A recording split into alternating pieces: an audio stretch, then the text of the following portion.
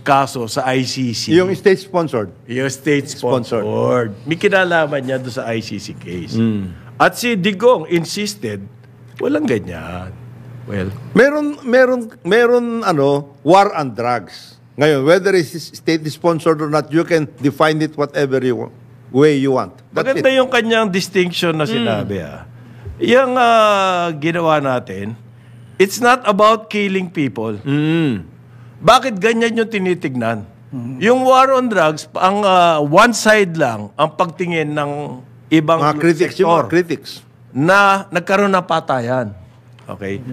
Bakit hindi nila tinitignan na because of the war on drugs, naproteksyonan ang bayan? Ang mga bayan, yung mga walang kamuwangwang, walang malay. Magandang araw mga kaibigan. Yun po, napakinggan natin ang tatlong host o anchormen ng DWIZ Karambulista na napakaganda yung komentary nila tungkol sa nangyaring Senate hearing. Ito, nakakatuwa na may mga ilan-ilan na kasapi ng mainstream media na patas lang ang pag-analisa at nakikita nila ang tulong na naidulot ng war on drugs. So, isa na ito, DWIC Carambola, si Ted Filon. Indirectly, si Karen Davila. Napakaganda yung ginawa niyang pag-interview kay Congressman Abante. Na-corner ang kongresista at nasabihan na mali yung ginagawa nila. So, ito po, nagkakaroon na po tayo ng magandang development ng mainstream media is nagigising na sa katotohanan. Okay, so salamat dito sa tatlong yung isa dyan, kamag-anak ko pa, si Joel Laksamana. Ako, Laksamana eh. So, pakinggan natin ang kanilang balitaktakan at binalansin nila yung nangyaring Senate hearing. Sabi nga nila, baka wala na daw part 2. Mayroon na bang schedule yung Senate hearing? May part 2 ba? I believe may part 2 pa dahil sinubpuena yung mga mahalagang testigo na absent sa part 1 na hearing. Kerwin Espinosa, Jamie Guban, Royena Garma, and then yung si Leonardo. Dapat mag-attend yun. Hindi mo sinabi na natin kahapon yun? Ano bang expected ninyong sasabihin ni PRRD? Ano yun? Gusto nyo maduwag siya at sabihin, ay wala akong kinalaman dyan. Pwede ba yun? Siya nga architect dyan eh. So expected dyan. I take full responsibility. Yes. Matagal niya na sinasabi yan. It doesn't have to be, it doesn't need a Senate hearing for us to know that. Okay? Okay. No apologies, no excuses. Ano pa? Ako. Pero sinasabi niya na meron siyang pera na binibigay pag may nakapatay. Ayun malaking fiction, sabi niya. Malaki. Trabaho nila yan eh. Trabaho nila yan, manghuli ng kriminal. Tapos pag may napatay silang kriminal, bibigyan ko pang pera. Paano yun? Pero ang ginawa niya, tinaasan niya sahod sa mga pulis. Dahil kawawa naman ng kapulisan. Sinasabi nga niya, maliit. Pulis, sundalo. Pagka nasuspinde, walang iuwi. If you put people in harm's way, you have every obligation. Talagang But look, pinag-uusapan nga natin ito kahapon, di ba, nung a-attend pa lang siya. And almost to the prediction, hindi na nangyari hanggang yung sinabi na kasuhan niyo ko, di ba? Tama. Problema. But having said that, hindi mo ba naisip minsan na si President Digong, gano'n naman para siya, very straightforward siya, pero hindi kaya marami naman siya masyadong nasabi rin. Kaya di ba, marami siyang inamin din, over din. Okay din. Okay lang. Unang-una, ba tayo umabot ng 8 oras? Diba? Okay lang. And when you do that, marami ka masasabing, dapat wag na sabihin siguro, di ba? Hindi, sa akin lahat, open siya dapat. Ganon. Oo, kasi... Hindi, from a legal standpoint ngayon. Kasi di ngayon yung mga kritik, ayan, sinabi ko na, ako na. Ngayon, ano pa? Di ba? Yun ang dapat na reaction eh. Hindi, may mga kambyo-kambyo kasi. Ang puntos niya kasi, it doesn't matter. Huwag niyo silang parusahan, ako ang parusahan niyo. Akin yan. Parang ganon. Akin yan. Ngayon, pero yung sinasabi nila, na sabihin mo nag-DDS tong mga general na to. May pera. May pera, hindi na yun. Kala ko maiisa pantalon yung iba eh. Sabi ko, diba, yung bang... Lalo na si Archie. Oo. Sino Archie? Si General Gamboa. Gamboa. Sabi nung isa, ano Natataranta lang na po pinilit ako sabihin na may pera. Kind of like May reward money, pinilit lang po ako sabihin nung dalawang congressman. Sino ba yung dalawang congressman? Abante ata at saka Fernandez, something like that. Ngayon, tinanong po ng mga reporter, yung dalawang congressman na yun, syempre, deny to. Siyempre. So, anong mangyayari dito? Sasabihin niya, sabihin ng kabila, hindi totoo. Magke-claim to, hindi totoo. May mangyayari ba As dito? we always maintained, all of these things will end up in court. Magkaso kayo. Tama yun. Kasuhan nyo? Yes. Yun na nga sabi ngayon Sinabi daw, inamin na ng presidente. O di go. Kasuhan nyo na, sabi daw sa DOJ. Sabi naman ng DOJ, ba't hindi kayo magkaso? Hindi pwede kasi ang DOJ, on its own, motu proprio, titira ng mga hindi naman ganun yan.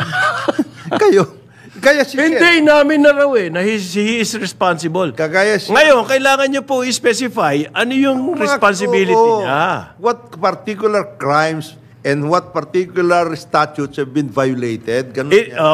Meron pong ganun Very niya. specific. Hindi naman... Akong bahala dyan. Yan, demanda mo na. Sinabi niya, siya bahala. Ganun ba yun? Pwede ba yun?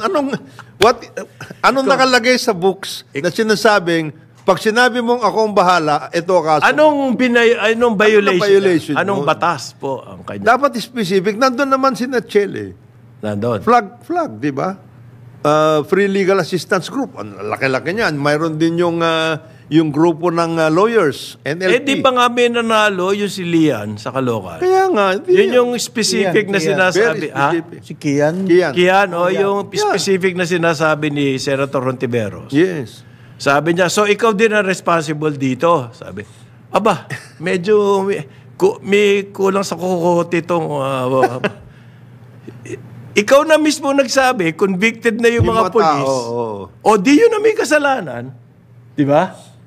Kagaya Nakasuhan yung specific case po na yun, sinasabi ni Paring Jonat, may nangyari, may batas na binayolate, nagkaroon ng case sa court, ganyan. Yung sa case ni Kian, ganyan na nangyari. Very specific. Tapos sasabihin mo pa, si Duterte may kasalanan nun. Di ba naparusahan na nga yung may kasalanan yung pulis? Paano yan? May tatapos ba to, Paring Jonat? Well, I think patapos na yan. Nagkaroon na ng hingahan I think magkakaroon ng report. Kasi pati yung sinasabi... Hindi pa raw tapos si Dilima hindi pa tapos? Hindi pa Hindi, pero hiningan sila ng i-consolidate nyo na yan. Magaling din siya to his credit. Senator Pimentel. Pati yung kay Father Flavi, mayroon kang kaso, okay. Let's have it. Bakit kung may kaso ka, sa Senate ka pupunta? Hindi ko maintindihan yan. Kasi, alam mo na... At saka specific po ang case Hindi mo pwede sabihin command responsibility ng presidente. Mahirapan ka doon. Sabi nga ni Jonat, immutable. Hindi pwedeng ma-mute. Hindi pwedeng ma-mute. Immutable. Kasuhan nyo na kasi baka mamaya kayo na naman mapagsabihan ni Uncle Sam. Inordinate delay. Ayan. Di tapos na kayo. Hindi kayo nagkaso. Di ba? Baka masabihan na naman tayo yan. So magkakaroon pa ng pangalawa, pangatlo. Wala na si President Duterte doon. Tapos na. I think yung kanyang and where is the... Categorical yung sinabi niya. Hindi state-sponsored ang pagpatay. Meron tayong declared war on drugs as a policy. Pero hindi po... there is a legal framework for this. May legal. Ang bilin niya, kapag you have to protect your own life. Yes. Importante yan. Hindi ko gustong maging ulila ang inyong mga anak.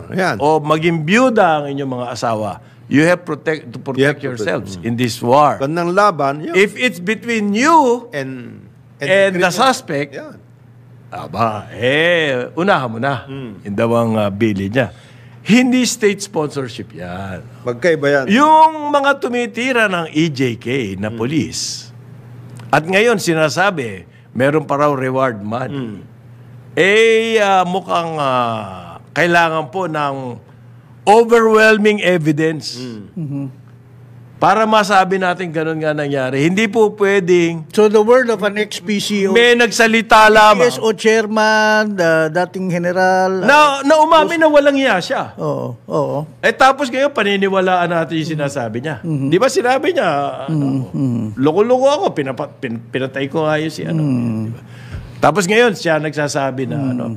So, inamin niya na may mga krimen siyang ginawa, but at the same time, gusto nila, paniwalaan natin sila doon sa state sponsorship.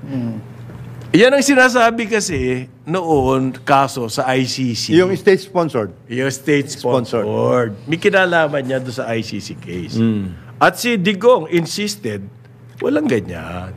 Well, meron war on drugs. Ngayon, whether it's state-sponsored or not, you can define it whatever way you want. maganda yung kanyang distinction na sinabi. Yung ginawa natin, it's not about killing people. Bakit ganyan yung tinitignan? Yung war on drugs, ang one side lang ang pagtingin ng ibang Mga critics, yung mga critics. na nagkaroon ng patayan. Okay? Bakit hindi nila tinitignan na because of the war on drugs, naproteksyonan Ang bayan. ang mga bayan, yung mga walang kamuwangwang, walang malay, yung mga lola na sinusunog. Dahil nakadroga. It's just like on a bigger scale, when President Marcos, the FM, was faced with the insurgency and the secessionists. Ano yan? Do you want the country to be overwhelmed? Diba? Ganun na yan eh.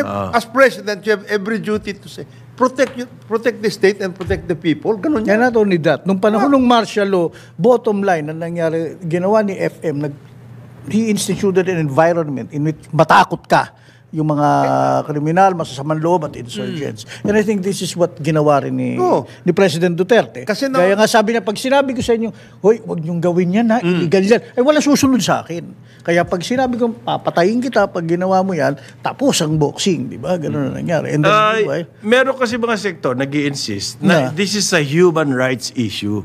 Rhetoric lang naman ni... Okay. Define human rights. Sa akin, anong human rights? Pag may namatay, violation na ng human rights yun. In a war, so lahat na nangyayari sa gera, human rights yan. Di ba may sinasabi natin yun